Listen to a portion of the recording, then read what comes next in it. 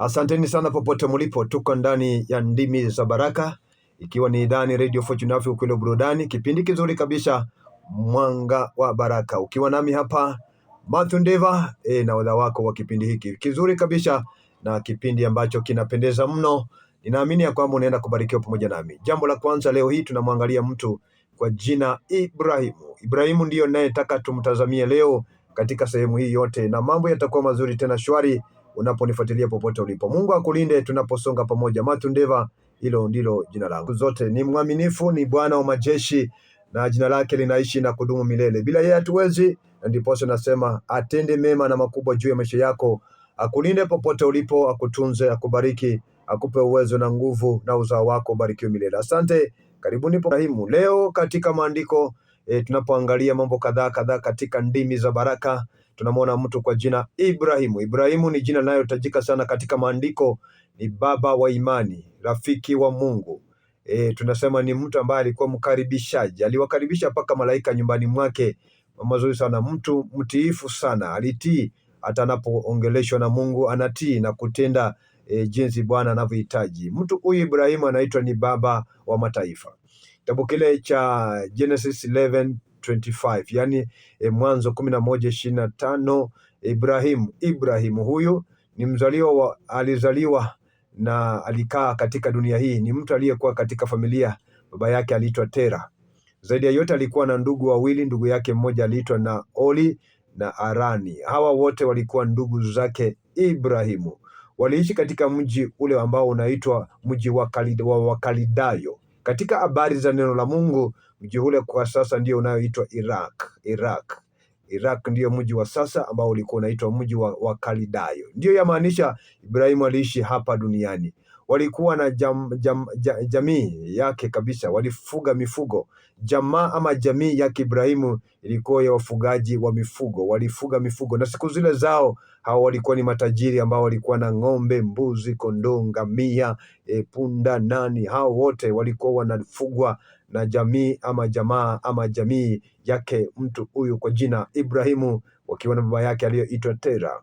Mtu huyu ni wa jamii yake. Kuna nyakati ambazo Mungu aliwaongelesha, aliwazungumzia, na siku moja walipopoteza mmoja wa jamaa yao ama jamii yao, mmoja wa baba zao aliyoitwa Alani, hapo alipokuwa amefariki yule mtu aliyoitwa Alani, baba yake aliyoitwa mtu jina Lutu, baba ya Lutu, basi wale watu waliazimia kuhama nchi ile ya Wakalidayo na kuenda nchi ambaye tunaita nchi ya Kanani.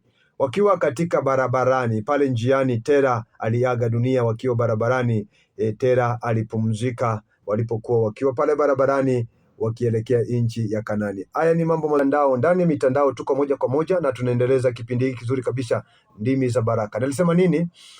Wakati walipokuwa wamehama, wanaondoka toka katika nchi yao kuenda Kanani, basi mzee Tera alianza kuaga dunia. Basi hapo ndipo Mungu alianza kuchukua nafasi ya kunena naye mtumishi wake Ibrahimu. Biblia inasema si mara ya kwanza Israeli kwenda Misri. Kuna nyakati pia Ibrahimu alienda Misri.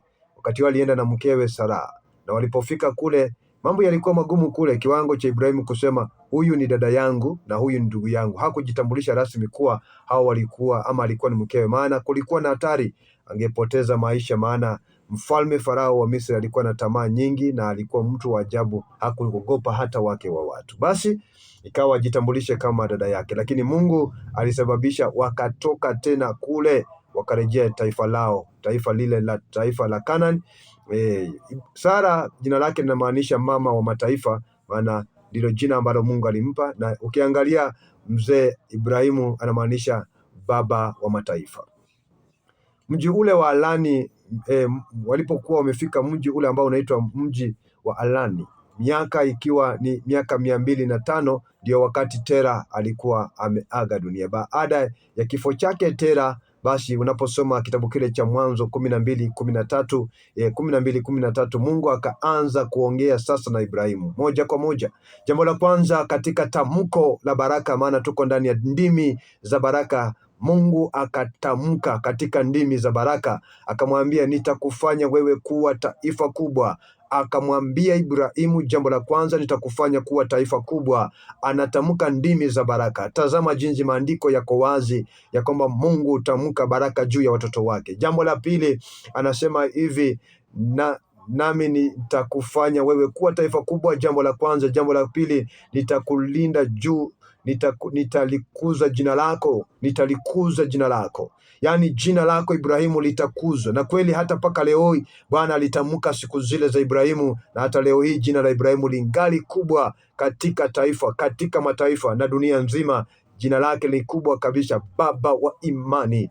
Anasema jambo la kwanza, nitakubariki, nitaubariki uzao wako. Hakika uzao wa Ibrahimu umebarikiwa. Hata leo sisi tunaitwa wana wa Ibrahimu kwa imani, kumaanisha pia nasi tumebarikiwa. Tamko lile lilitamkwa katika ndimi za baraka aliyetamka Jehova kwa ajili yake Ibrahimu.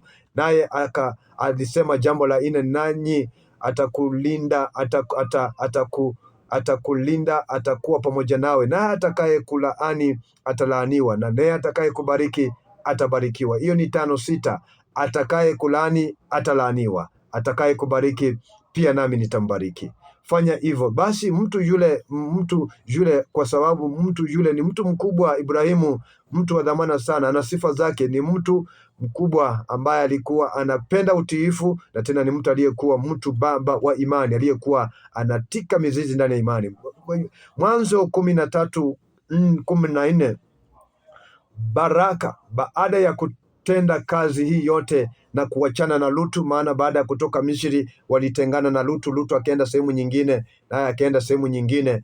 Basi Bwana alizidi kusema vile alivyotaka kumbariki Ibrahimu. Mungu akamwambia Ibrahimu, toka nje usiku, maana Ibrahimu alikuwa na shaka kila wakati. Hiyo ni Mwanzo 15. Akamwambia angalia juu, akaziona nyota nyingi mno. Akamwambia hizo baraka za jamii yako, familia yako zitakuwa nyingi kama nyota wa baharini. Unapoangalia tena akamwambia enda mtoni, enda baharini, enda baharini uone kule baharini kuna mchanga.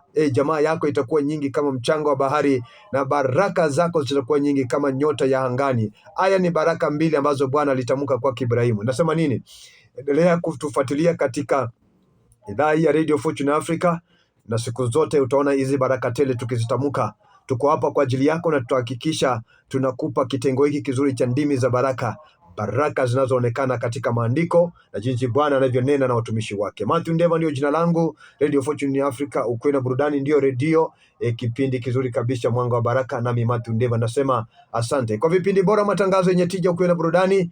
Endelea kusikiliza idhaa ya Kiswahili Radio Fortune Africa. Pia wasiliana nasi 0748836227 na 0760001740. Hata kama una biashara ukilete kupitia njia hiyo, tutaiweka hewani kwa njia nzuri ya kupendeza. Zaidi ya yote, simama kituo hiki maombi na kifedha. Mpenzi msikilizaji wetu, tunaomba pia mchango wako katika hatua ya kusoma kituo hiki kifedha, kimaono na kimaombi, maana tunatamani kuvuka kwenda FM kwa ili Bwana anapopanda ujio letu kufikia milioni ya watu, iwe ni jambo la maana sana. Kichacho ulicho nacho unaweza tuma kupitia paybill number 625625 na account number ambayo ni 01245085217800. Kwa wapenzi wa namba 4561468.